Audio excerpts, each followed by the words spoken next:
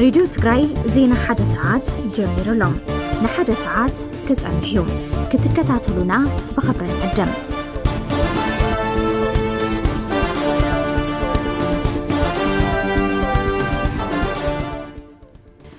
ሰላም ጥዕና በልና ዝኸበርኩም አድማጭ ሬዲዮ ትግራይ ዜና ሓደ ሰዓት ጀሚሩሎ ፈለማ ቀንደር ሳቱም ኣብ 14 ወረዳታትን ከተማታትን ዘዋዶ ብትግራይ ዝተጀመረ ወፍሪ ክታበት መከላኸሊ ሕማም አልምሲ ንልዕሊ 170,000 ህጻናት ክወሃብ እዩ ብዝርዝር ካብ እንሰምዖ ሓደ ጉዳይና እዩ ውድብ ናጽነት ትግራይ ተመዛቢሉ ዝርከብ ህዝብና መረበቱ ኣብ ዘይተመለሰሉ ግዛት ትግራይ ቦርድ ሓይልታት ተታሒዙ ኣብ ዝርከበሉ ዘይሕጋዊ ምምሕዳራት ኣብ ዝፈረሰሉን መረጻ ኣብ ትግራይ ምክያድ ስክፋት ከም ዝፈጥር ሓቢሮሎም ቅዱስ ኮሪያዊ ዲጅን ኪም በልዕሊ 2 ሚልዮን ብር ኣብ ሓዳሪ ቤት ትምህርቲ ዓይነ ስውራን መቐለ ኳዕቲ መስተማይ የሳልጠሎ እዝውን ብዝርዝር ንሰምዖ ይኸውን ህፃናት ምስተወለዱ ዝውሃብ ክታበት መከላኸሊ ሕማም ጸላም ከብዲ ክኽተቡ ሰሞያ ጥዕና ይምዕዱ ንሎሚ ሄፓታይተስ ቢ ክታበት ዘለዎ ጥዕናው ረብሓ ዳሲስና ኣለና ካብ ወጻኢ ድማ ፕሬዝዳንት አሜሪካ ዶናልድ ትራምፕ ንቢቢሲ ብሽም ምጥፋእ ከሲሶም ኣለው እዝውን ብሓበሬታ ናባኹም ነቕርቦ እዩ ዝኸውን ካልኦት ተወሳኽቲ ዛዕባታት ውሽጢ ዓድን ደገንውን ጸብጻባት ስፖርት እውን ኣካቲትና ኣለና ዜና ሓደ ሰዓት ዝዕለት እናሳሰኹ ኢየሩሳሌም ገብረመድን ምስ ተረኛ ቴክኒሻል ዝዕለት ሓቢርናኩም ኣለና ዝርዝር ፈለማ ሓበሬታ ናባኹም ከቕርብ ኣብ ከተማ ኣኽሱም ወፍሪ ክታበት ሕማም አልምሲ ገዛ ንገዛ ይካየድ ኣሎ እቲ ታሕሳስ 6 2018 ዓ.ም ዝተጀመረ ወፍሪ ክታበት ሕማም አልምሲ ገዛ ንገዛ ብምዛር ኣብ መዕቆብ ተመዛበልቲ ዝርከቡ ህጻናት ሓዊሱ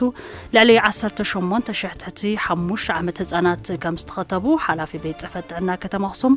ኣይተ ኣብርሃለይ ሽፈራው እዮም ገሊጾም ኣብቲ ብምትሕባር ምምሕዳር ጣብያታትን ቤት ጽሕፈት ጥዕናታ ከተማን ዝካየድ ዘሎ ወፍሪ ክታበት መከላኸሊ ሕማም አልምሲ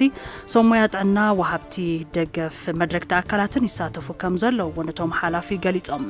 ደቆም ዝኽተቡ ወለዲ ከም ዝበልዎ እውን ዝተማልአ ዕቤት ህጻናት ክታበት ኣድላይ ከም ዝኾነን ደቆም ክኽተቡ ጻውዒት እንትግበረሎም እውን ኩሉ ግዜ ከም ዘኽትቡን በዚ ድማ ሕጉሳት ከም ዝኾኑ እዮም ሓቢሮም ዘለው ኣብ 16 ጣብያታት ወረዳ ዓዲት እውን ልዕሊ 22,000 ህጻናት ንምኽታብ ሸቶ ዝገበረ ወፍሪ ክታበት ፖሊዮ አልምሲ ይሳለጠሎ ሓላፊ ቤት ጽሕፈት ጥዕና ወረዳ ዓዲት ኣይተ ንጉስ ተስፋይ ከም ዝበልዎ እውን እዚ ዝካየድ ዘሎ ወፍሪ ክታበት ፖሊዮ ቀንዲ ትኹረቱ ንትሕቲ 5 ዓመት ህጻናት ንምኽታብ ዝዓለመ ኮይኑ ከም ወረዳ ዓዲት እውን ኣብ 16 ጣብያታት ወረዳ 22,122 ህጻናት ንምኽታብ ትልሚሒዙ ገዛ ንገዛ እናዘረ ሰሞያ እውን ይኸቱ ምህላዎም እዮም ሓቢሮም ካብዚ ዛዕባ ዘንተ ወጻና ብዝርዝር ንሰምዖ ሓደ ዜና ከስግረኩም ኣብ 14 ወረዳታትን ከተማታትን ዘዋዶ ትግራይ እውን ዝተጀመረ ወፍሪ ክታበት መከላኸሊ ሕማም አልምሲ ልዕሊ 170,000 ህጻናት ንምኽታብ ይስራሕ ከም ዘሎ እዩ ምምሕዳር እቲ ዞባ ገሊጹ ዘሎ ኣስናቀ መሐመድ እዩ ለኢኽወት ዜና ገብረ መስቀል ኪሮስ ድማ ከቕርበልና እዩ ኣብ ከተማ ማጨው ታሕሳስ 6 2018 ዓመተ ምህረት በወፍሪ ዝተጀመረ ክታበት መከላኸሊ ሕማም አልምሲ ገዛ ንገዛ ዝወሃብ ብምዃኑ ህጻናት ከይተኸተቡ ከይተርፉ ዝሕግዝ ምዃኑ ወለዲ ይዛረቡ አልምሲ ልበሃል ሕማም ሕማቕ ስለልኾነ ያው ኣካለ ጎደሎ እውን ይገብር እዩ ክሳሙት እውን የብጽሕ እዩ ስለዚ ከይተርፉ ህጻውንቲ ገዛ ወፍሪ ብምግባሮም ጽቡቕ ኣስተዋጽኦ ይገብርሉ ማለት እዩ በቃ ኩለና ኣዴታት ደቅን ከኸትባን ይሁን ቆልኦቱ ለይተ ከይተርፉስ ይኽእል እዮም ማለት እዩ ካብቲ አልምስ ልበሃል ሕማም ሓደ ተጠቃቆላ ተልዩን ኮንትሮል ለምግባር እውን ይጠቅመና እዩ 5 ዓመት ቆልኦቱ ድንህወሰብ ሁሉ ሂዙ ክወጽን ነው ክኢላ ክትትል ኣዴታትን ህጻናትን ቤት ጽሕፈት ጥዕና ከተማ ማጨው ሲስተር ህይወት ይካየድ ዘሎ ወፍሪ ክታበት ከም ከተማ ልዕሊ 8,000 ህጻናት ተበጻሕቲ ንምግባር ከም ዝኾነን ነዝዕውት ንምግባር ምድላዋት ተገይሩ ናብ ተግባራዊ ስራሕ ተኣትዩ ይብላ ጠናይናይና እና ልትባዓል ማያና ልተመላዓሊ ጽቡቕ መላዓልኒዮ ኣዋጅውን ኣውጅናይና ጽቡቕ ስራሕቲ ስራሕ ለማት ጀማምራውን ኣደብ ገዛእና ሃለየት ተይደኸመቲ ግልጋሎት ግን ተላልሓሽ ይኾን ድኻም ትቕንስ ጊዜኣት ቁጥብ أبصرحات وعن ندقات حلو بيزيس تبنلا مالت نروح تمعتنا نكايدو شو منتشحي خليت ميت 26 سنة خطو يوم أبا 14 ورداتاتن كتماتاتن لعلي 172 شح حصانات كخطو تثبيت كم زغبرن توفر نخعوت مدلاو كم زتجبرن حلافي محوراو غدايات زوادو تግራይ ايته ابرها دسالو يبر ابزي وفرزي لعلي 172 شح حصانات ناي بولي خطاوت كرخو بخيد تختاوتون غزان غزا يكفصم المحزي تخطون زي فلطو خطاوتم زقارص حصاناتون علشا خطاوت كوهابيو نزي خطاوت زي ببقعتن بزحش افاط ما كلو تناقد مدلاو صراحه وسان سلازخونه او قدم مدلاو صراحه سمويات عنا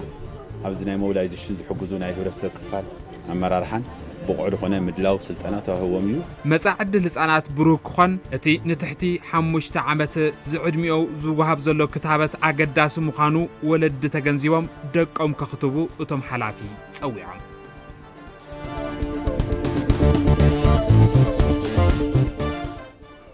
كابزع بازين تيوصانا بيرو طنا تግራይ ውን ቀንዲ እማም ጌሩና ሰርሐሉ ዝርከበ ክታበት አልምሲሕ ዝውን ሓደ ሓበሬታና ባኹም ከቀረበ ኣብ ወረዳ ሕሳኣ በ8 ጣብያታት ልዕሊ 8500 ህፃናት ትሕቲ 5 ዓመት ንምኽታብ ወፍሪ ክታበት መከላኸሊ ፖሊ ተጀሚሩሎ ኣተሓበሪ ከይዲ ስራሕ ምስጓም ጥዕናን መከላኸሊ ሕማማትን ወረዳ ሕሳኣ ተገዳላይ ኣርጋው ስዩም ኣብ ሕድሕድ ገዛን ኣብያተ ትምህርትን ዝወሃብ ክታበት ሰርሑ ሰሞያ መዛግብትን መላዓልትን ሓዊሱ ከባቢ 100 ሓይል ሰብ ከም ዝተዋፈ فريم حبيرهم زلهم بتمساسل ون وفري كتابة حمام المسين تحت 5 عامت لعلي 8000 حصانات غزان مختاب كم استجمره بيت صحفت عنا ورده امباسنيت يفريط زلهم از وفرن مكياد دما كنزابه معبي مدرخات كم استخايدو زغلصا حلافيت بيت صحفت عنا ورده امباسنيتي سيستر مبرات كبرمدن نوصيتاونت از خطابت دما بستواده منغدي كسرحيو إلانلوام نب حدا بزرزر نسمع قداي قدم مسكاري حدا حبريتا ككافلكم اب زوريا بانك لقحن استمحيش اواجاته قبري 1395 ازبار 2017 ملكيتو بتن ابيات مخرز تدالو مدرخ زته بريزيدنت ادس ورد حوسو لعلوت امرار حغزيوم حدار تግራይ اب استرخبلو اب كتما مقلي سالطلم بسنكيت انت تاوكينات قلولاو زبطو سرعات نقدن محبرسب نقدن تግራይ نستوهلله ادا 80 بليون تساطيحو كم زركب اتحبر حيل عمان فاينانس دكتور اتخلت كيروسيوم تزاريبهم بسنكي ناي ولد استوهلله ادا استشكمو نغادو تግራይ عدوم نكخفلو ببهراو بانك استوهاوم ناي 18 توارح غزي افويتا كزازم ادم 10 معلتات طرح كم زترفا يوم حبيروم زلوم ابزن زقصل 10 معلتات زخون مفتح انت زي تقميطو بركز بلو نغادو نبرتهم ناب حراج كم زوت دكتور اتخلتي اغنزيبوم اللوم اتوم زحرجو نبرتات سب هفتو قطرم كندي مخانم ግን አይነጽሩም اب منغو حوحاتن منغست فيدرالن زلو متفنانون صقم ማህበረሰብ ንግድ ትግራይ ከይፍታሕ እንቅፋት ይኸውን ሎ ዝብል እምነት ከም ዘለሞን ተሳተፍቲ ተመድረኽዮም ገሊጾም ዘሎም دكتور اتخلتي ممحدار تግራይ اب زحاطر اوان مس منغست فيدرال ترداديو نبرت سوحفتي كاب محراج كدهنون زغلصلو خناتات له تساتفت مدرخون نزو تمحصينهم اللهم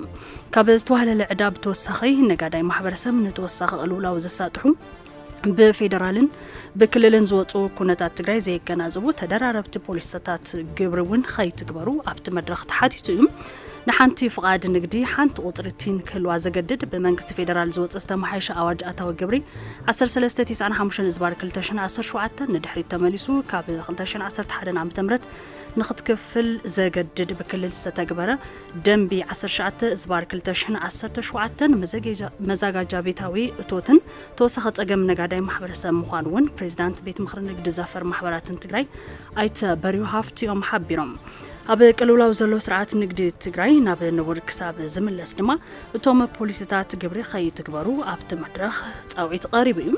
ካብ ዘዋታት ተወከሉ ኣመራርሓ ቻምፐራት ንግዲ ኣመራርሓ ግዛው መምሕዳርን ካሎ ዝምልከቱም ኣካላቱን ዝተረኸቡሉ ዘተውን እናቐጸለ ይዝርከብ ዛይድ ተስፋያ ጸብጺባትልና እንተንቀጸለ ናብ ሓደ ብዝርዝር ንሰምዖ ጉዳይና hanሰገረ ወደብና ጽነት ትግራይ ኣብ ትግራይ መረጻ ክካይደሉ ዝብል መርገጺ ኳንታ ሃለዎም ተመዛበልቲ ዝርከብሉ ኹነታትን ከምውን ህዝቢ ትግራይ ናብ መረበቱ ኣብዘይ ተመለሰሉ ግዛት ትግራይ ቦርደር ሓይልታት ተታሒዙ ኣብ ዝርከበሉን ዘይሕጋዊ ምሕዳራት ኣብዘይ ፈረሱሉን መረጻ ኣብ ትግራይ ምክያድ ስክፋት ከም ዝፈጽር ሓቢሩ ዘሎም ገብረ እግዚአብሔር ገዳሙ እዩ ኣሰናዲዎ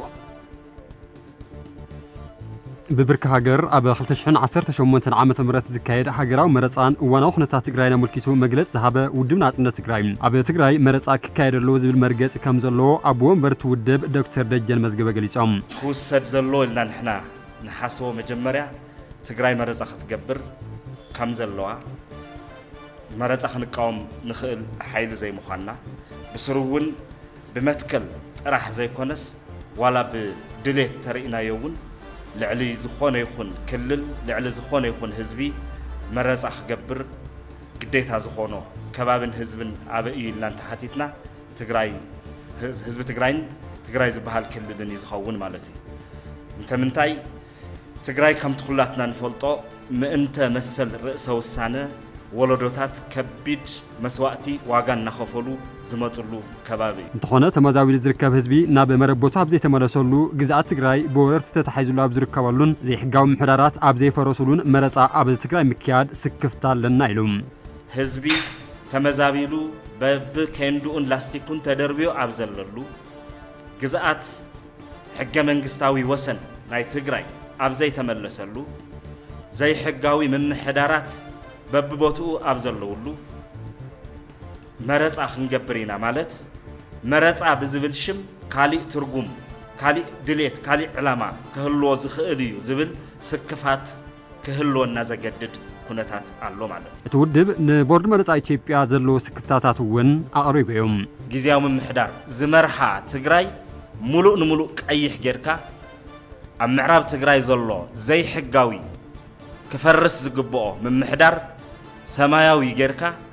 تزي حقاو سرعت بمرص حقاو نت نملباس زخيد زلو خيد يزبل سقات لنا ازي بهر مفراس مريت ممنزع حزب ممزبال سلازخونه ፍጹም ቅቡልነት ክህልዎ ኣይኽእል መንግስቲ ኢትዮጵያ መሬት ትግራይ በኃይል ወሪሮም ዝሓዙ ናይ ውሽጥ ናይ ደገን ዕጡቃት ከውጾም ይግባኢሉ ውድብ ናጽነት ትግራይ አበ መግለጽዮም መንግስቲ ኢትዮጵያ በፍጥነት ናይ ፕሪቶሪያ ስምምዕነት ተፈጻመ ብምግባር ዘይሕጋውያን ስርዓታት ብምፍራስ ካብ ናይ ኢትዮጵያ ሰራዊት ወፃእ ዘለው ኩሎም ዕጡቃት ሓይልታት ወይ ድማ ካብ ትግራይ ክወጹ ብምግባር ቶም ምሕዳራቱን ብምፍራስ ተመዛባላይ ተመሊሱ አፍቲ ንኹሉ ዝሓቁፍ ጊዜያዊ ምምሕዳር ተኺልካ በኦቢልካ ክሳሰ ዝግብኦ መረጻ ዳ ኣምበር በዚ ህዝብ ክየድ ዘሎ ክያዶ ኣይኮነን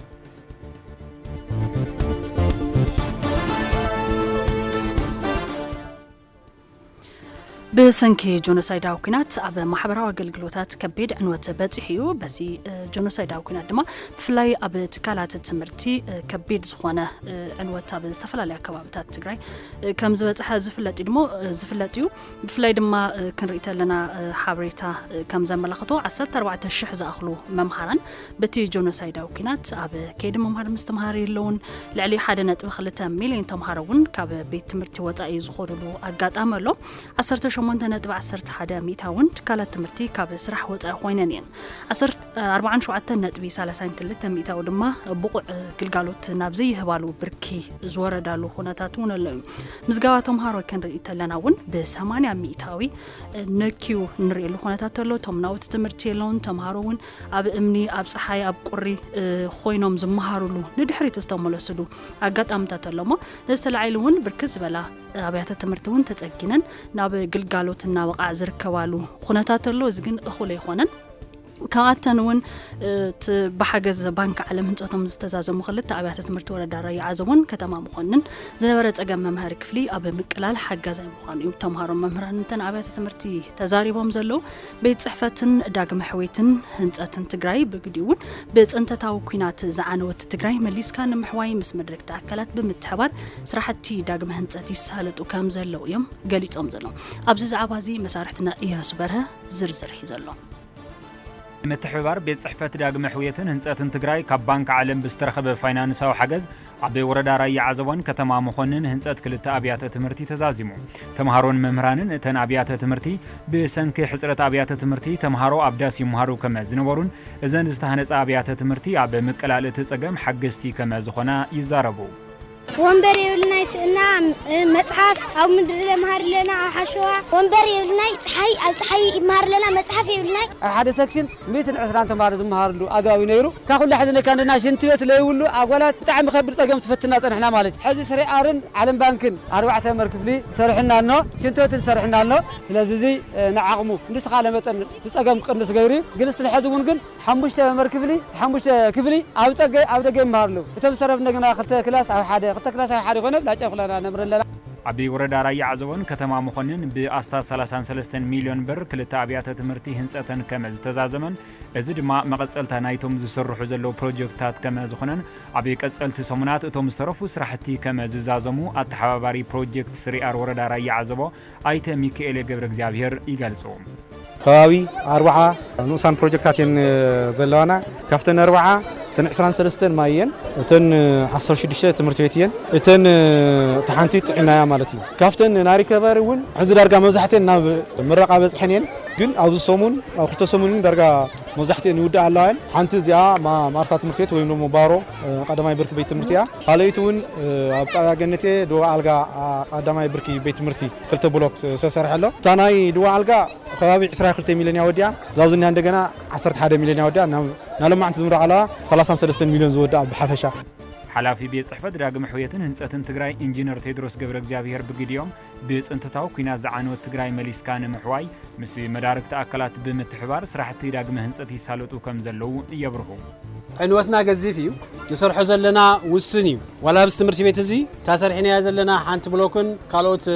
ሽንቲ ቤታትን ነዚ ትምህርቲ ቤት እኹል ኢልና ይኮነን ኣብታ ዘላ ኮይንካ ህዝብና ተስፋ ክስንቅ ዝገጠመ ዕንወት ካብ ገበርሰናይ ወይ ብሓገዝ ጥራይ ይኮነን ኩልና ኢድን ጓንትን ኮይና ዝፀገምና ዘዝረኸብና ገንዘብ ኣሰሲና እንተውዒልና ካብቲ ዝገጠመና ፀገም ክንወፅእ ከም ንኽእል ክንሓው ከም ንኽእል ናብቲ ዝነበርና ይብራኸ ንምለስ ምዃንና መርኣያ ስለ ዝኾነ እንኳዕ ደስ በለና እንኳዕ ደስ በለኩም ቤት ጽሕፈት ዳግመ ሕውየትን ህንጸትን ትግራይ ምስ መዳርክቲ ኣካላት ብምትሕብባር ኣብ 14 ወረዳታት ትግራይ ስራሕቲ ዳግመ ህንጸት የሳልጥ ከም ዘሎ ኣፍሊጡ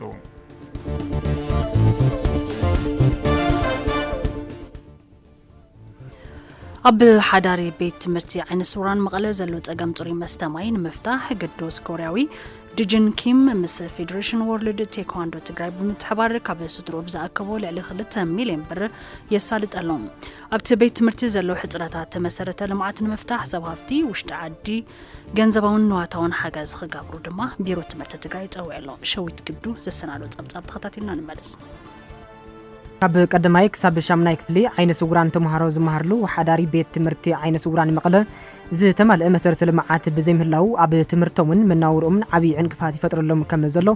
ዓይነ ስውራን ተማሃሮቲ ቤት ትምህርቲ ገሊጾም ቅዱስ ኮርያዊ ግራንድ ማስተር ኪም ምስ ፌደሬሽን ወርልድ ቴኳንዶ ትግራይ ብምትሕባር ኳዕቲ ማይ ምጅማሩ ፀገም ከም ዘቃለሎም እቶም ተማሃሮ ዘለዎም ተስፋ ይዛረቦም ሽሸፍ ሳይባን ሻምናይ ክፍሊ ቅድሚ ሕጂ ማይ ፀገም ጣዕሚ ነርና ብጣዕምና ተፀገምና ብደገ ሓንሸቦጥ ያንጽና ሓደ ግዜ ብደገ ተሸክና ንመጽ ነርና ሕጂ ግን ናይ ማይ እናተሰርሐ ይዝርከብ ናይ ክዳን በሃ ነገር ግን ሕጂ ምንም የለ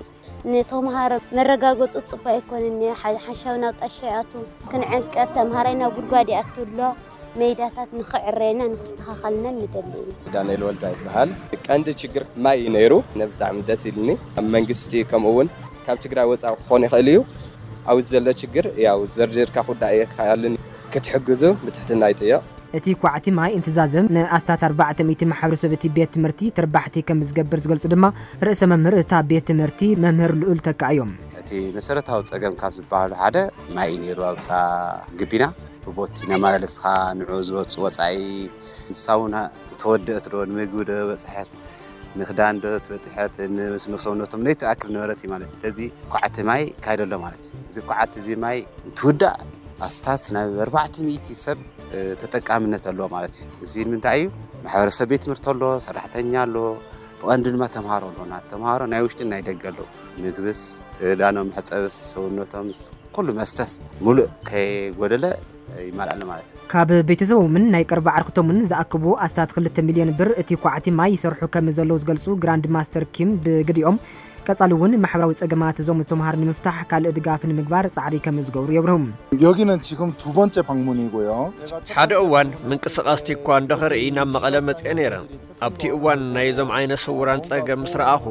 እንታይ ክሕግዞም ኢለ ሓሲበ ቅድሚ ኩሉ ማይ ከም ዘድልዮም ወሲነ ካብ ቤተሰበይ ናይ ቀረባ ዓርክቶይን ኣስታት 2 ሚልዮን ብር ተኣኻኺበ እቲ ኳዕቲ ማይ ተጀሚሩ ኣሎ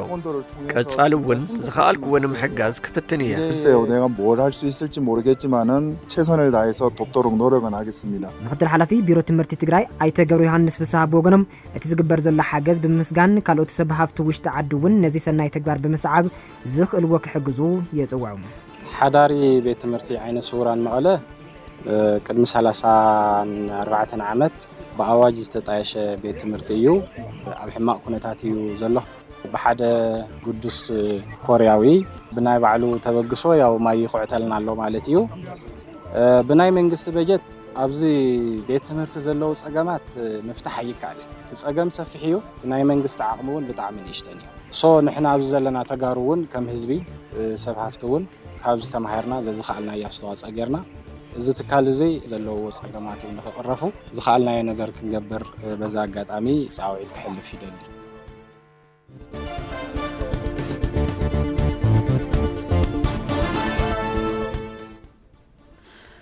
ዜና ሓደ ሰዓትኩም ኣብ ምክትታል ትርከቡ ሕዝውን ዜናናን ሓበሬታናን ቀጻሊ ሓበሬታ ኣብ ጥዕና ዝድሃበ ከካፍለኩም ብፍላይ ድማ ህፃናት ምስ ተወልዱ ዝወሃብ ክታበት መከላኸሊ ሕማም ጸላም ከብዲ ተተሓይዙ ዝጥምት ሓበሬታ ኢናባኹም ከቐርብ ድሕሪ ወሊድ ንህፃናት ዝወሃብ ናይ ሄፓታይተስ ቢ ክታበት ወይ ድማ ናይ ሕማም ጸላም ከብዲ መከላኸሊ ክታበት እቲ ቫይረስ ካብ ኣዶ ናብ ህፃብን ከይመሓላለፍ ህፃናት ንቐጻሊ እውን ከም ናይ ጸላም ከብዲ ጠበሳ ማለቱን በሰላም ወይ ካንሰር ጸላም ከብዲ ዝበሉ ሱር ሰደዱ ሕማማት ንምክልኻል ይጠቅም እዩ ብፍላይ ድማ ኣዶ ኣብ ግዜ ጥንሲ እቲ ቫይረስ እንተሃሊዋ ድሕሪ ወሊድ እቲ ክታበት ንቆልዓ መሃብ ነቲ ሕማም ንምክልኻል ዝዓዘዘ ውፅኢታዊ ኣለዎ ሄፓታይተስ ቢ ክታበት ህፃናት ምስ ተወለዱ ኣብ ውሽጢ 24 ሰዓታት ክውሰድ ይግባእ ኣብ ውሽጢ 24 ሰዓታት ክታበት መሃብ መተኣማመኒ ውፅኢታዊ ምዃን እዮም ሰሞያ ጥዕና ዝምዕዱም ካብ ሆስፒታል ወጻኢ ዝተወለዱ ህፃናት እውን እቲ ክታበት ድሕሪ ምውላዶም ኣብ ውሽጢ 14 መዓልትታት ክኽተቡ ከም ዘለዎም እዩ ዝገልጹ ሰሞያ ጥዕና እዚ ክታበት ኣብ ኩለን መንግስታዊ ጥዕና ትካላትን ዝተወሰኑ ናይ ውልቀ ጥዕና ትካላትን እውን ከም ዝወሃብ እዩ ዝረኸብናዮ ሓበሬታ ዘመላኽት እዚልና ናብ ካልእ ሓበሬታ ከስግረኩም ኣብ ብርሰት ኣግራብ ዝተዋፈሩ ኣካላት ካብ ተግባሮም ክቁጠቡን ስጉምቲ ንኽውሰደሎም ቤት ጽሕፈት ዘፈር ቁጠባ ወረዳ ታሕታይ ኣድያቦ ፀዊዕሎም ኣተሓባባሪ ከይዲ ስራሕ ሃፍቲ ተፈጥሮ ቤት ጽሕፈት ዘፈር ልምዓት ቁጠባ ወረዳ ታሕታይ ኣድያቦ ኣይተ ኣዲሱ ገብረ ኪዳን ናብ ደንበር ቅርበት ዘለዎም ከባብታት ጸልማት ሽፋን ተጠቒሞም ከቢድ ብርሰት ደኒ የካይዱ ምህላዎም እዮም ገሊጾም ሃፍቲ ተፈጥሮ ተኸባቢ ኣብ ምሕዋይ ከም ዝርከብ ዝገለጹ ኣይተ ኣዲሱ ገብረ ኪዳን ሕብረተሰብ ሓለዋን ክትትልን ሃፍቲ ተፈጥሮ ኣጠናኺሩ ክቕጽል ካብ ብርሰት ከድሕድን እውን ፀዊዖም ብናይ ህዝብን መንግስትን ጻዕሪ ኣብ ዝሓለፈ ዓመት ልዕሊ 22 ሰባት ብብርሰት ደኒ ቅፅዓት ከም ዝረኸቡን ሎሚ እውን ተታሒዞም ኣብ ኢድ ሕጊ ዝኣተው ከም ዘለውን እዮም ገሊጾም ዘለዎም እንትንቅጽል ኣብ ወረዳ ራያ ጨርጨር ኣብ ስራሕቲ ኢንቨስትመንት ሕርሻ ዝተዋፈረ ጁቲቲ ሓላፍነቱ ዝተወሰነ ውልቀ ማሕበር ዘካይዶ ዘሎ ፕሮጀክት ጠብታ መስኖ ማለት እውን ድሪፕ ኢሪጌሽን ተመክሮ ዝኸውን ስራሕቲ ውግን ከም ዘሎ እዩ ተገሊጹ ኮሚሽን ኢንቨስትመንት ትግራይ ከም ዝሓበሮ ጂጂቲ ሓላፍነቱ ዝተወሰነ ውልቀ ማሕበር ኣብ ወረዳ ራያ ዓዘቦ ኣብ 50 ሄክታር ስፍሓት ቦታ ዳርጋ ሙሉእ ብሙሉእ ብጠብጠብታ መስኖ ድሪፕ ኢሪጌሽን የልምዕ ከም ዘሎ ይገሊጹ ዘሎ መርኣያ ዘመናዊ ልምዓት ፕሮጀክት ከም ዝኾነ ዝገለጸት ኮሚሽን ብቐጻሊ ግሪን ሃውስ ንምትእትታው ኤልሲ ከፊቶም ምድላው ይዛዝሙ ከም ዘለውን ሓቢሮም ኣለዉ እንትንቀጽል ሓደ ብዝርዝር ንሰምዖ ጉዳይ ናባኹም ከቐርብ ኤጀንሲ ሕብረት ስራሕ ማሕበራትን ልምዓት ዕዳጋን ትግራይ ኣብ 2018 ዓመተ ምህረት 30,000 ኩንታል ምሩጽ ዘርኢ ንምእካብ ይሰርሕ ከም ዘሎ ኣፍሊጡ ኩለን ዝተባዝሐ ዘርኢ ናብ ዩኒናት ንምቕራብ ድልዋት ከም ዝኾነ ድማ መሰረታዊ ሕብረት ስራሕ ማሕበራት ገሊጸን ኣለዋ ንሳ ተስፋይ ዝርዝሩ ሒዛቶላ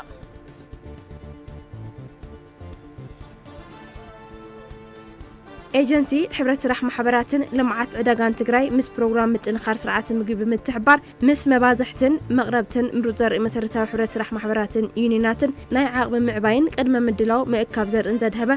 መድረኽ ኣብ ከተማ ዓዲግራት ኣሳሊጡ ካብ ዝተፈላለዩ መራብሕቲ ምሩጽ ዘርኢ መሰረታዊ ሕብረት ስራሕ ማሕበራት ተሳተፍቲ ዝኾኑ ወገናት ካብ ዓውዲ ናብ መኽዘን ብዝብል መሪ ሓሳብ ኩለን ዝተባዝሓ ዘርኢ ናብ ዩኒናት ንምቕራብ ድልዋት ምዃኖም ገሊጾም ዳርጋ 81 ሄክታር ዘርአ ምሩጽ እንዳይ ዘርኢ ሰለስተ ዓይነት ዘርአ ዘርአ خዚ ምህርቲ ገና ኣበረኻ ኢድንሆ ትእቶቱ ጽቡቕ ማእኸላይ እቶት ከኣትው ለና ንግምት ከም ሽቶ ተሸንሸኖ ሓድነት ራያ ካብ 2009 ኩንታሊኡ ተዘርእዝሲ ዳብ እኽሊ አይነ ቆይረ ዳብ ደጋ አይነ ኣፈረ ዳፍቲ ማሕበርና ኣከብና ዳፍታ ዩኒየን ሓድነት ራያ ንእኩል መንገዲ ንፈጥር ምሩጽ ዘርኢና ናብ ዩኒየንና ነእትዎ ንሕና ዩኒየን ይዝቕበለና ብጽርየት ጽሪና ሓመድ ብዘይብሉ ጭንጫ ብዘይብሉ ጽርየት ኣውርገርና ንመና ነርክቦ ኒንየን ከዓ ንገባራት ይዘካፍሉ ንሕና መመረት ዘርኢና ንበሃል ኣብ ትግራይ ዝርከባ ክልተ ዩኒናት ካብ መሰረታዊ ማሕበራት ዝተቐበልኦ ዝተባዝሐ ዘርኢ ብጽሬት ናብ ተጠቀምቲ ተበጻሒ ንምግባር ይሰርሓ ከም ዘለዋን ዘለዎን ሕፅረት ገንዘብ ዕንቅፋት ከይኸውን መንግስቲ መፍትሕ ክገብር ሓቲተን ዳርጋ 95% ኣትዩ ማለት ተሰብሲቡ ምህርቲ ተሰብሲቡ ስማእኸል ጌርና እውን ኣብ ዝሓለፈ ሰሙን ሰሙያ ካብ ወረዳ ጀሚርና ናይ ማሕበር ኣመራርሓ ኣብ ዩኒየን ፀዊዕና ኣብ ሓድነት ራያ ኣብ ቤት ጽሕፈት ማእኸል ገርና ያው ናብ መረዳእ መድረኽ አካይድና ኢና ማለት እዩ ኩሉ ሓረስታይ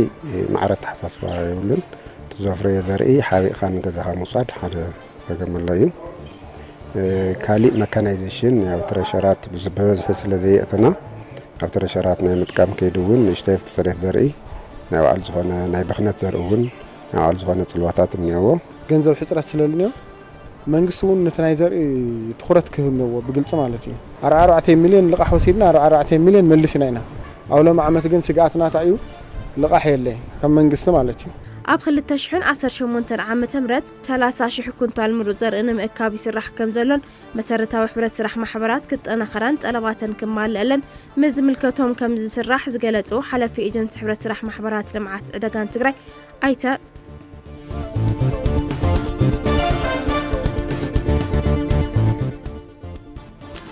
حبرتنا يقتل له أدمست راديو تجري أب زوا مبرق أبتم زحلفوا حمش توارح بمخنات حادقة ترافيك هيوت إسراء وجنات حالفهم أبتم زحلفوا حمش توارح بمخنات حادقة ترافيك هيوت إسراء وجنات كم زحلف يقول تصرد حنتن ترافيك زوا مبرق تجري أفيت زلهم أب 18 وردات زوا مبرق أب وشت حمش توارح إسراء وجنات هيوتهم كم زحلف زقلتو أتحابري ترافيك دحننتن كل تصرن إنسبكتر حيلهم جبرانينا أب 84 وجنات قدات كم زبطحن أب نبرت زبطها حدقة بجنزب تتمن لعلي 16 مليون بر كم زخنا جنزبهم أب زوام مبرق تجري أب وشت حمش توارح بستجبر الدم بمتحللاف وتصر لعلي 18 شحن حمش 200 تشكر كرت الدم بتم حلالفهم ممهرس الجمتي كم استوصل لهم كابزي لعلي 25 مليون بر ناب منجستي عتاو خوين يلهم أب زوام مبرق تجري مبجس حدقة ترافيك زخون زلو قدلت بقعة أشكركرتي سنة بحري بأشكركرتي حدقينيا كناتات مشكركارن فتنتن نقرنيا قدامنت زي محابر أتحليخا زي مقعزن كم زخونة دمابرهم حزد ما هتوت فتح كم زنت زنقرلا إكسكافاتر كلاليكم أتي أب تشاينا زمعبلن هتوت كناتات مفتح خوينو زمتن تنسافا في إكسكافاتر أغالبو بزحات سحيبو يبلنا له تبت تشاينا ديلي لعلي سساتون زمزن زي إكسكافاتر أب لعلي مايناي مهمباس عقمو كالوت تمساسلتي ماشينات استفلي مخانيو زنقرالو زلوم كالوت تمساسلتي ماشينات أب عقمن سفيحن كبابتات مايناي مهمباس عقمم دروت كوانت خونا أب تشاينا استسرحت فليتي إكسكافاتر جن أب كم عبيت مراخب زعمسلو عبيتي ما يتخطقعس تخليام مسرت أب تشاينا ديلي تا إكسكافاتر بفولي مكتات اللي مسارحي تكون تبزكاتم أب عمي أمي زت حالة نكرون بقولت فيك تعلي تخل مخان عيو زنكر زلو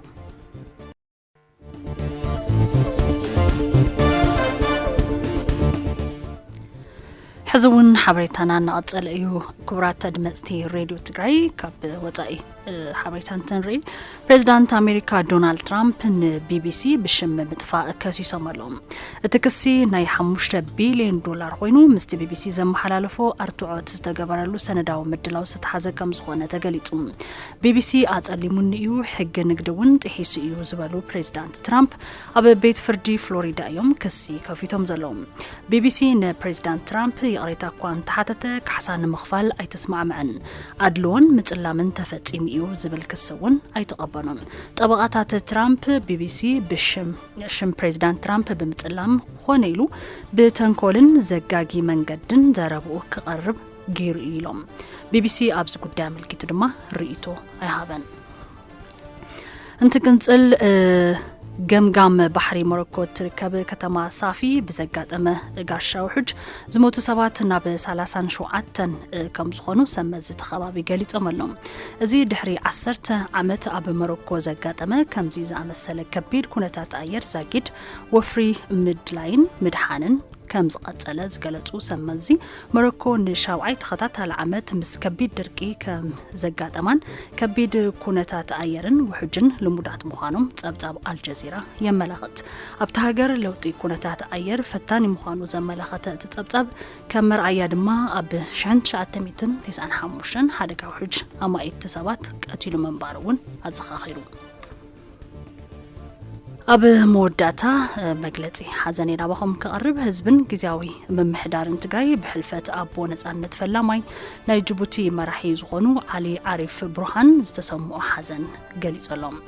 أبو نزعنت علي عارف برهان كابش هنش عتمتن سستان شوعتن كسابش هنش عتمتن 76 أقوات رفرنجي ناي مجمرتا ناي جيبوتي مرحي بمخان زقلقلون تخونم جيبوتي كاب بعداو المجزاتي فرنساي نزعن خطوة استقالزو ناي حارنت أبو يمنيرم أبو نزعنت علي عارف برهان أبو هيو الزمنهم أبو مريحنتو من حزب جيبوتي ناي نزعنت حدنتن أرأيا بمخان زمن تشاقاري تاريخ صريحهم زحلفون نملا دليت نزعنت كون هزبتات حجازين محزن منبارمون يفلت جزاوي من محدار تجاي نهزبن منجستن جيبوتي كمون نملا بيت صوبمن صنعات تمني لهم بيت صحفة بريزيدنت كبرت أدمزتي ريدي تجاي حزو زينا نغطلتي تبصبات سبورتنا كنسمع حزو مسالاتنا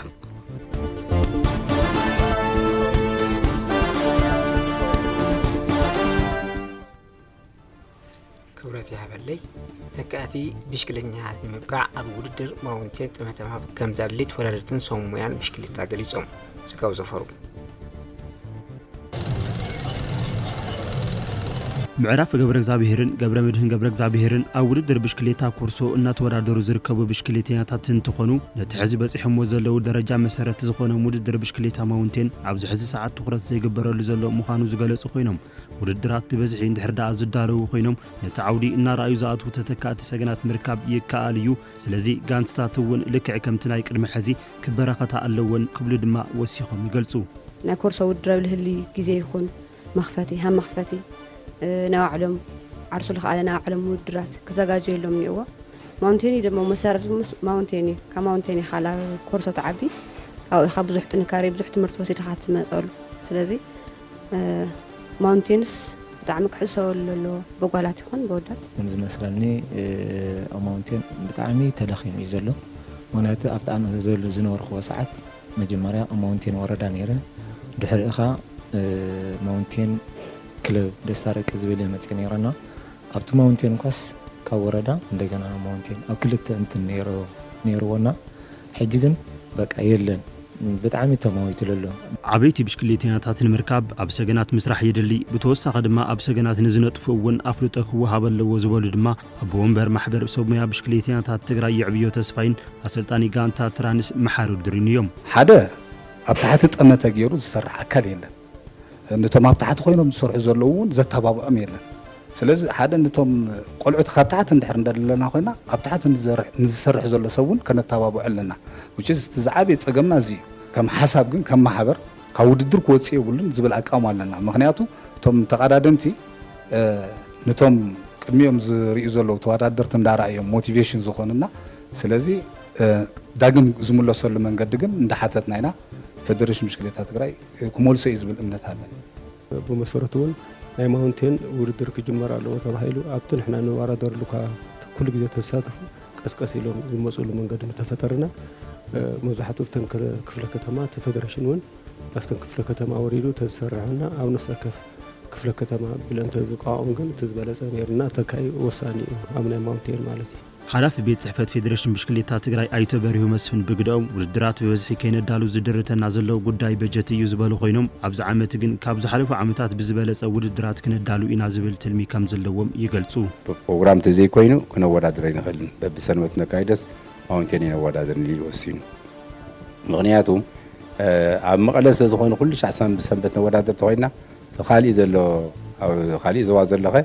ዝዕድል ተጠቃማ ኣይኮነን ፀዊዕና ናት ተወዳደር ከይድሎ ድማ ምስ በጀት ተተሓይዙ ኤቭሪ ሰንበት በብሰንበቱ መፅኡ ክወዳደር ስለዘይኽእል እዚ ከም ሓደ ፀገም ኣሎ ዳርኣናይ መፂና ኢና ፕሮፌሽናል ተቀዳደምቲ ንምብቃዕን ብሉፅ ውፅኢት መመዝጋብን ትሰርሕ ከም ዘላ ጋንታ ብሽክሌታ ደቂ ኣንስትዮ መቐለ 70 እንደርታ ኣፍሊጣ ብርሃነ በየነ ካብ ጋንታታት መቐለ 70 እንደርታ ሓንቲ ዝኾነት ጋንታ ብሽክሌታ ደቂ ኣንስትዮ መቐለ 70 እንደርታ ኣብ ዝሓለፈ ዓመት ኣብ ዝተኻየዱ ሃገራውን ዓለምለኻውን ውድድራት ዝዕግብ ውፅኢት ከም ዘመዝገበት ኣባላት እታ ጋንታ ዝኾና መረስዒት ኣሸብርን ብርሃን ፈቓዱን ይዛረባ ውፅኢት ሓሪፍ እዩ ማለት ብጣዕሚ ፅቡቕ ውፅኢታት ኢና ነመዝግብ ነርና ብጋንታ ይኹን ብውልቃ ማለት እዩ ደስ በሃሊ ውፅኢታት ኢና ነመዝግብ ነርና ኢትዮጵያ ሻምፒዮና ነበረ ማለት እዩ ኣብኡ ከም ጋንታ ሓሪፍ ውፅኢት ነርና ናሽናል ቲም ላ ካሊ ኣባል ታጋንታ ዝኾነት ሰርካለም ታይቦ ገና ከም ጋንታ ብሽክሌታ መቐለ 70 እንደርታ ብደረጃ ሃገርን ኣፍሪካን ኣብ ዝገበርኡ ፀዋታ ዝነኣድ ውፅኢት ከም ዘዕወታ ትገልጽ መቀለ 70 እንደርታ እንደ ስፖርት ክለብም ውጤት አምጥተናል ኢትዮጵያ ከቲማችን ነው ሻምፒዮን ያደረጉት ልጆች ከም ጋንታ መቀለ 70 እንደርታ ኣብ ውድድር ሻምፒዮና ኢትዮጵያ ሻምፒዮን ዝኾኑ ካብ ጋንታና እዮም ጽቡቕ ውፅኢት ኣመዝጊብና ኢና ኣብ ኬንያን ሩዋንዳን ዝተኻየደ ዓለም ሻምፒዮና እውን ብጣዕሚ ጽቡቕ ውፅኢት ኣመዝጊብና ኢና ውጤቶችን አምጥተናል በኬንያ ላይም በሩዋንዳ ላይም በተደረገው ጨዋታ ላይ በወርልድ ቻምፒዮን ላይም በጣም ጥሩ ውጤት አስመዝግበናል ዝረኸብኡ ልምድን ውፅኢትን ብምዕቃብ ንዝበለጸ ብሉፅ ውፅኢት ንምምጻእ ኣብ ጥንኩር ልቦናውን ኣካላውን ምድላው ከም ዝርከባ ወሲኸን ይገልጻ እዚ ኣሰልጣና ለለና መሰረት እንሰርሕ ኣለና ያው ምድላው ሓሪፍ ዝባይ ሓሪፍ ማለት ተሃልና ትሬኒንግ ጽቡቕ እንሰርሕ ኣለና ኢና ጽቡቕ ምድላው እንገብር ኣለና ኢና ካሁን በኋላ ለሚቀጥሉ ላሉ ውድድሮች ካብ ሕዝን ዳሕር ዘለው ውድድራት ዘለጸ ውፅኢት ንምምጻእ ጽቡቕ ስራሕ ንምስራሕ እናተደለና ንርከብ የበለጠ ጥሩ ውጤት ለማምጣት የበለጠ ነገር ለመስራት እየተዘጋጀን ነው ጋንታ ብሽክሌታ ደቂ ኣንስትዮ መቐለ 70 እንደርታ ኣብ 10 ዓመት ጉዕዞኣ ብርክት ዝበሉ ክብርታት ከም ዝዓተረት ዘዘኻኸረ ኣሰልጣኒ እታ ጋንታ ታደሰ ሚካኤል ኣብ ሃገራውን ኣህጉራውን ውድድራት ብምስታፍ ሰለስተ ስፖርተኛታት ናብ ዓበይቲ ጋንታታት ከም ዝሕረዩ ይዛረብ ልዕሊ 80 ዋንጫ ለእትየን ፍታ 10 ዓመት ውሽጢ እዚ 80 ዋንጫ ለእትየ ጋንታ ስለዝኾነ ብብዙሕ እውን እቲ ጋንታ ማንም ልምስክረሉ ጋንታ እዩ ሰለስተ ቆልዑ ካብ ጥሪ ንልያ ሰለስተ ቆልዑ ኸይደኒዋ ብምንታይ እዩ ወረድ ብትናይ 2017 ነርና ዝዓመት እዚ ጽቡቕ እንቅስቃሴ ጽቡቕ ውፅኢት ለምጽኦ እዩ ኢትዮጵያ ሻምፒዮን ኢና ኮይና ኢትዮጵያ ሻምፒዮን ለ2 ዓመት ኢና ኮይና ሓደሽትን ነባራትን ተጻዋቲ ብምውሃድ ዝሐሸ ውፅኢት ንምምዝጋብ ኣብ ልዑል ሞራልን ልምምድን ከም ዝርከቡ ኣሰልጣኒ ታደሰ ወሲኹ ይገልጽ ካባና ሰለስተ ዝኸዳ ኣለዋ 5 ክትተርፋና ካብተን 5 ኣናእሽተን ቆልዑ ለምጽና እኒኦና ኸዚ እሳተን ኣካቲትና እቲ ውፅኢቱ ትነበረ ሒዝናዮ ልክ ንኸድ ነበረ ውፅኢትና አንገፋ እዩ ጽቡቕ ክለብ ስለዝኾነ ሰሓሊኻ ልመኻድ ተኣሽና ማለት ተርኪብና ግጥማት ረብዒ ፍጻመ ካራቦ ካፕ እንግሊዝ ሎሙን ጽባሕን ቀጭሎም ክካየድዮም ኣብ ሊግ 1 ዘላ ጋንታ ካርዲፍ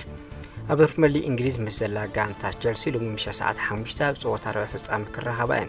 ጋንታ ካርዲፍ ኣብ ታሪኽ ዋንጫ ካራቦ ካፕ እንግሊዝ ዋንጫ ልዕላ ኣይትፈልጥን ጋንታ ቸልሲ ድማ 5 ግዜ ዋንጫ ኣቲራያ ጽባሕ ረብዕ ጋንታ ማንቸስተር ሲቲ ምስ ብሬንትፎርድ 4 ፈረቓን ምሽት ክረኸባን ኒውካስትል ምስ ፉልሃም በተመሳሳሊ ጽባሕ ሰዓት 5 ረብዕን ጸወተን ከይጅምራን ኣብ ተደራራቢ ግጥም ዘላ ጋንታ ኣርሴናል ምስ ክሪስታል ፓላስ ዝነበራ ግጥም ድማ ናብ ዝቕፅል ሰሙን ተሰጋጊሩ ጋንታ ሊቨርፑል 10 ግዜ ዋንጫ ካራቦ ካፕ ብምልዓል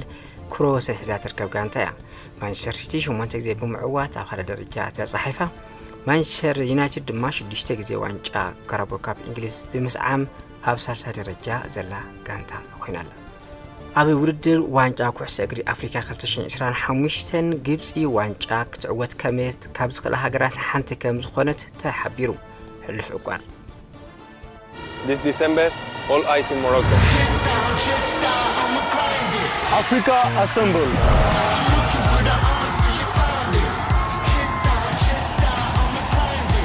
All dreams are heading one way በአዳላውነት ሀገረ ሞሮኮ ንመበለ 35 ግዜ ሳለዘለ ውድድር ኩዕሶ እግሪ ዋንጫ አፍሪካ ክጅመር በአጻብዕቲ ዝቆፀረ መዓልታት ዝተረፈን ትኸውን እዚ ውድድር ዋንጫ አፍሪካ ድማ 14 ሃገራን ጋንታት ኣብ 6 ምድብ ተደልድለን ዘካይዶ ጸዋታ ዓለት ሰንበት መኽፈቲው ክገብር እዩ ኣብዚ ውድድር ኣብ ምድብ 2 ተደልድለን ዋንጫ አፍሪካ ንምዕዋት ግምተ ካብ ዝተዋሃበን ሃገራን ጋንታት ሓንቲ ዝኾነት መስመር ምጥቃዓ ተጻዋታይ ጋንታ ሊቨርፑል መሐመድ ሰላም ተጻዋታይ ጋንታ ማንቸስተር ሲቲ ኦማር ማርሙሽን ተጻዋታይ ጋንታ ናንተስ ሙስጠፋ መሐመድን ዝምራሕ ሸውዓተ ግዜ ዋንጫ አፍሪካ ብምዕዋት ጎብለር ዝኾነት ሃገራዊት ጋንታ ግብፂ ምስ ሃገራዊት ጋንታ ዚምባብዌ ኣብ ፈለማ እግሪ ጸዋታ ክራኸባ እየን ሃገራዊት ጋንታ ዚምባብዌ ኣብ ዋንጫ አፍሪካ 6 ግዜ ዝተሳተፈትን ዝበለጸ ውጽኢታ ድማ ብ2004 ኣቋጽራ ኣውሮፓውያን ራብዓይ ደረጃ ኮይና ዝዛዝምትሉ ዓመት ነይሩ ሃገራዊን ጋንታት ግብፅን ዚምባብዌን ኣብ ታሪኽን 10 ግዜ ዝተራኸባ ኮይነን 6 ግዜ ሃገራዊት ጋንታ ግብፅን ተዕወተ ኣብ ሓደ ጸዋታ ሃገራዊት ጋንታ ዚምባብዌ ተዓዊታ ኣብተን ዝተረፉ 3 ጸዋታ ድማ ብማዕረ ክፍላላ ኪለን እዘን ሃገራዊን ጋንታታት ኣብ ፈለማይ ናይ ምድብ ጸዋታን ዕለት ሶኒ ምሸት ሰዓት 5 ክራኸባ እየን Nifty little player isn't he Trezeguet working well he's on side as well Trezeguet has given Egypt the lead beautiful finish there oh he teased didn't he the defense and look at that the fans are going absolutely ካለ ኣብ ምድብ 2 ተደልድለን ኣብ ዝሓሸ ስፖርታዊ ምንቅስቃስ ዝርከባ ሃገራን ጋንታት ብፍላይ ድማ ዋንጫ አፍሪካ ሓደ ግዜ ጥራሕ ዝተዓወተት ሃገራዊት ጋንታ ደቡብ አፍሪካ ምስ አንጎላ ዝራኸበ ጸዋታ ክህሉ እዩ ኣብ አፍሪካ ኣብ ቅድሚ ደረጃ ስርዕን ካብ ዝርከባ ሃገራን ጋንታት ሓድ ዝኾነት መስመር ምጥቃዓ ብተጻዋታይ ጋንታ በርለይ ሌለ ብሬንት ፎስተር ዝምራሕ ሃገራዊት ጋንታ ደቡብ አፍሪካ ባፋና ምስታ ንመበል 10 ግዜ ኣብ ምስታፍ ትርከብ ሃገራዊት ጋንታ አንጎላ ዋንጫ አፍሪካ ካብ ምጅማሩ ኣብ ካልኣይ መዓልቱ ማለት እውን ሶኒ ሰዓት 2 ፈለማይ ናይ ምድብ ጸዋታን ከካይዳየን እዘን ሃገራን ጋንታት ኣብ ታሪኽን ን19 ግዜ ዝተረኸባ ኮይነን ኣብቶም 9 ሃገራዊት ጋንታ ባፋና ተዕወተ ኣብቶም 4 ድማ ሃገራዊት ጋንታ አንጎላ ተዓዊታቱሉ እዮም ከምኡውን ኣብቶም ዝተረፉ 6 ጸዋታት ድማ ብምክብባር ክፍላላ ኪለን እዮም chance for Mo Salah ጋንታ PSG ነበር ተጻዋታይ ጋንታ ክሊያን ምባፔ 60 ሚሊዮን ዩሮ ዘይተከፈለ ማህያን ጥቅማጥቅምን ንክወሃብ በቤት ፍርዲ ፈረንሳይ ተኣዚዛ ወዲ 26 ዓመት ክሊያን ምባፔ ኣብ ወርሒ ሚያዝያ ክሳብ ሰነ 2024 ከመቆጸር ኣውሮፓውያን ካብ ጋንታ PSG ክኸፈሉ ዝግባእ ዝነበረ ክፍሊት ማህያን ጥቅማጥቅምን ከይረኸበ ከም ጸንሐን ኣብ ከዲ ክሲ ምንባርን ዘዘኻኸረ ጸብጻብ BBC ሕዚ ቤት ፍርዲ ፈረንሳይ 60 ሚሊዮን ዩሮ ወይ ድማ 52.5 ሚሊዮን ዶላር ኣሜሪካ ጋንታ PSG ነቲ ተጻዋታይ ክትከፍሎ ወሲኑ ጠበቃ እቲ ተጻዋታይ ዝኾነ ፍሬድሪክ በቲ ውሳነ ዕጉብ ከም ዝኾነ ገሊጹ ክሊያን ምባፔ ኣብ ዝሕዚ እዋን ምስ ጋንታ ሪያል ማድሪድ ስሙር ግዜ ዝሐልፍ ዘሎ ተጻዋታይ ኮይኑ ዛጊ ድማ 17 ጎል ብምዝጋብ ብበዝሒ ጎል ላሊጋ ስፔን ኣብ ምምራሕ ዝርከብ ተጻዋታይ ኣብ ሴጉንዳ ዲቪዥን ዘላ ጋንታ ኢባር ኣብ ላሊጋ ስፔን ምስ ዘላ ጋንታ ኤልቼ ሎሚ ምሸት ኣብ ጸወታ ኮፓ ዴል ሬይ ስፔን ክራኸበን እቲ ጸወታ ምሸት ሰዓት 3 ዝጅምር ክኸውን እዩ ኣብ ፕሪሜራ ፌዴሬሽን እትጻወት ጋንታ ዲፖርቲቮ ጋላጀራ ድማ ምስ ሰፊሕ ኣብ መሪሕ ላሊጋ ስፔን ባርሴሎና ሎሚ ምሸት ሰዓት 5 ክራኸበን ላ ኮሮና ምስ ሞላርካ ድማ ብተመሳሳሊ ጂጆን ምስ ቫሌንሺያ ሎሚ ምሸት ዝካየዱ ግጥማት ኮፓ ዴል ሬይ ስፔን እዮም ጋንታ ባርሴሎና 32 ግዜ ዋንጫ ኮፓ ዴል ሬይ ስፔን ብምዕዋት ክብረ ወሰን ዝሰበረት ጋንታ እያ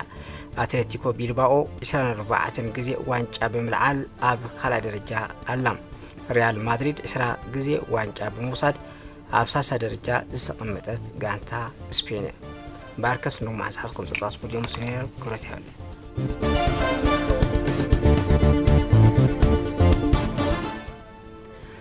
ክብራት አድማጭ ሬዲዮ ትግራይ ዜና ሓደ ሰዓት ሬዲዮ ትግራይ ቅድሚ ምዛመይ ቀንደርሳቱ ከዘኻኽረኩም ኣብ 14 ወረዳታትን ከተማታትን ዘዋዶ ትግራይ ዝተጀመረ ወፍሪ ክታበት መከላኸሊ ሕማም አልመሲ ንልዕሊ 170,000 ህጻናት ክወሃብ ውድብ ናጽነት ትግራይ ተመዛቢሉ ዝርከብ ህዝብና መረበቱ ኣብ ዘይተመለሰሉ ግዛት ትግራይ በወረርቲ ሓይልታት ተታሒዙ ኣብ ዝርከበሉን ዘይሕጋዊ ምሕዳራት ኣብ ዘይፈረሰሉን መረጻ ኣብ ትግራይ ምክያደ ስክፋት ከም ዝፈጥር ሓቢሩ ቅዱስ ክርያዊ ዲጂን ኪም ብልዕሊ 2 ሚልዮን ብር ኣብ ሓዳር ቤት ትምህርቲ ዓይኒ ስውራን መቐለ ኳዕቲ መስተማ የሳልጠሎም ህጻናት ምስተወለዱ ዝወሃበ ክታበት መከላኸሊ ሕማም ጸላም ከብዲ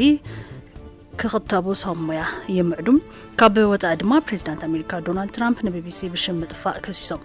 እዚኦምን ካልኦት ተወሳኽቲ ዛዕባታት ውሽጢ ዓድን ወጻእን ኢሉውን ጸብጻባት ስፖርት አካቲትና ዘቕረብናዮ ዜና ሓደ ሰዓት ዛዚምና ኣለና ኢየሩሳሌም ገብረመድህን ምስ ተረኛ ቴክኒሻል ሓቢርናኩም ጸኒሕና ሰላም